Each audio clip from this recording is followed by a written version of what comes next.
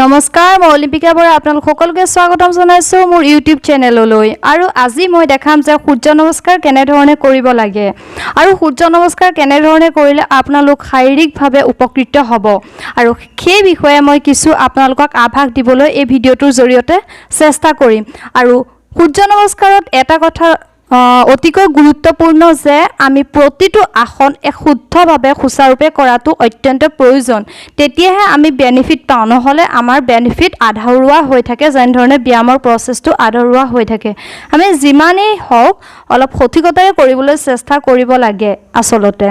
আৰু আজি সূৰ্য নমস্কাৰ যি 12টা ষ্টেপ আছে প্ৰতিটো ষ্টেপ কেনে ধৰণে কৰিব লাগে প্ৰতিটো ষ্টেপৰ বিষয়ে আপোনালোকক মই এই ভিডিঅটোৰ জৰিয়তে আজি থুলমূলকৈ আভাস দিবলৈ চেষ্টা কৰিম আৰু আহক আমি তেন্তে ভিডিঅটো আৰম্ভ কৰোঁ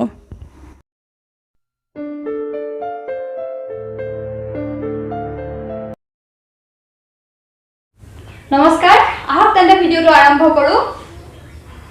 ইয়াত মই সূৰ্য নমস্কাৰ 12টা ষ্টেপ সম্পূৰ্ণৰূপে আপোনালোকক দেখাবলৈ চেষ্টা কৰিম আৰু প্ৰথম হৈছে এইটো ষ্টেপ এইটো হৈছে নমস্কাৰ স্থিতি 1 নম্বৰতে 2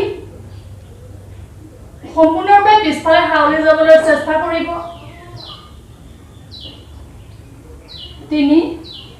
মূৰ আৰু হাত একেলগে আহিব আৰু মাটিত দুই ভৰি কাষত এনে ধৰণে লাগি যাব আৰু গ্ৰাউণ্ডত দি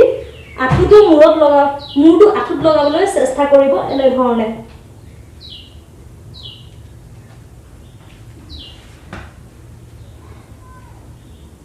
নেক্সট ষ্টেপ এনে ধৰণে পিছৰ ভৰিটোৰ কলাফুলটোত সামান্য বিষ হ'ব বিষবোৰ অনুভৱ কৰিব আৰু দৃষ্টি সম্পূৰ্ণ সন্মুখৰ ফালে হাত সম্পূৰ্ণৰূপে ফিট থাকিব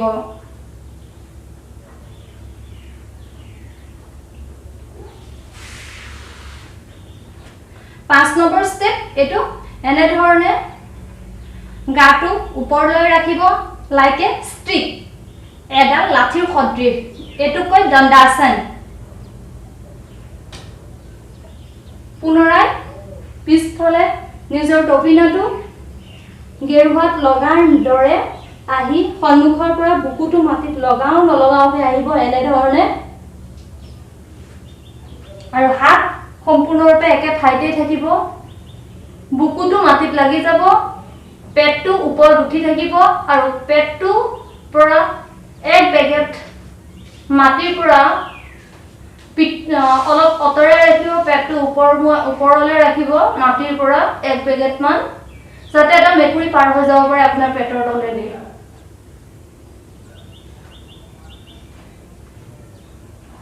আৰু ভুতৰি মাটিত লাগি থাকিব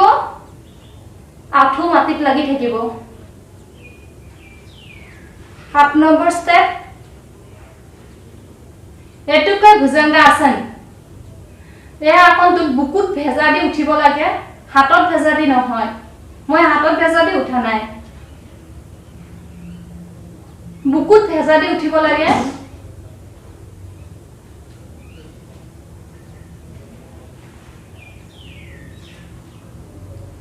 পুনৰ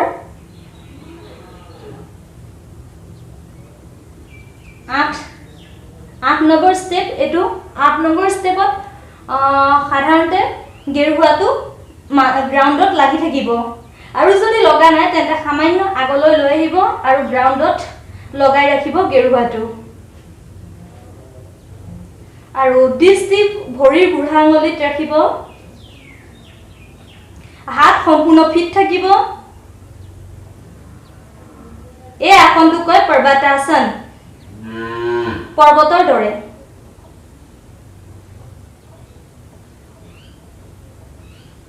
পুনৰ আকৌ সোঁ ভৰিটোৱে দুই হাতৰ মাজলৈ লৈ আহিব এটা ভৰি পিছফালে থাকিব আৰু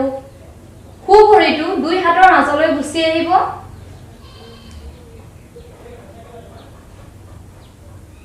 এই ষ্টেপটো 3 নম্বৰ ষ্টেপটোৰ দৰে একেই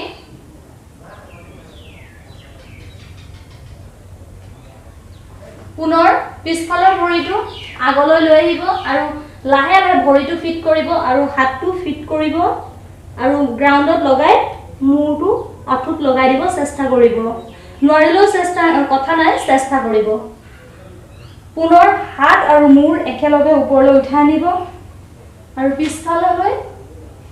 পুনৰ এনে ধৰণে এতিয়া দ্বিতীয়বাৰ এতিয়া বাওঁ ভৰিটো কৰিম আপোনালোকে দেখা পাব বাওঁ ভৰিটো এবাৰ কেনে ধৰণে কৰিছো নম্বৰ 1 এনে ধৰণে স্থিতি ল'ব আৰু 2 পিছফালে হাউলি যাব এটো বেক পেইনৰ কাৰণে বহুতেই জৰুৰী এই আসনটো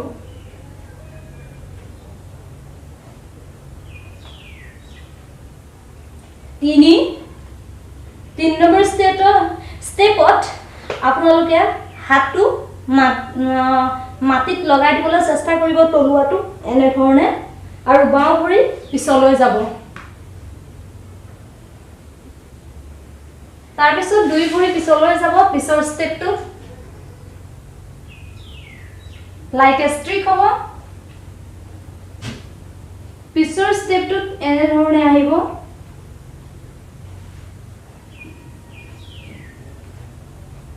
আগৰবাৰ কৰাৰ দৰে একে ধৰণে এনে ধৰণে আহিব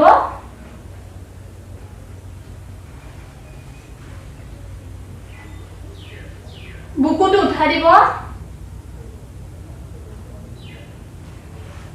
পুনৰ এনে ধৰণে আহিব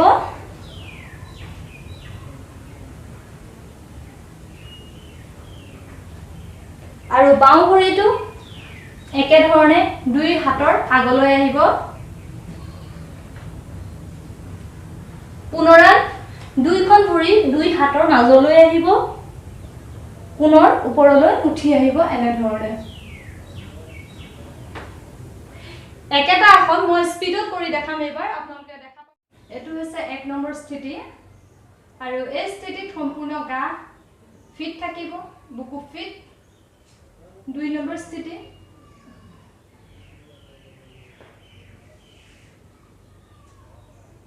গাটো পিছফালে হাওলাই দিব 3 নম্বৰ স্থিতি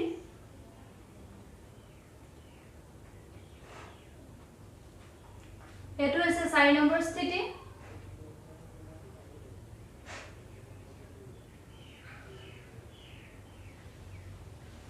এটো হৈছে 5 নম্বৰ স্থিতি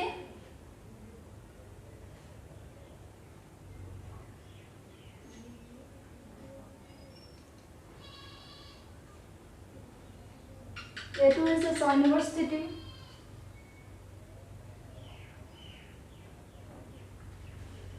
এটো হৈছে 7 নম্বৰ স্থিতি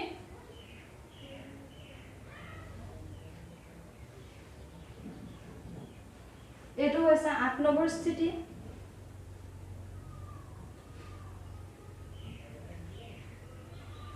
এটো হৈছে 9 নম্বৰ স্থিতি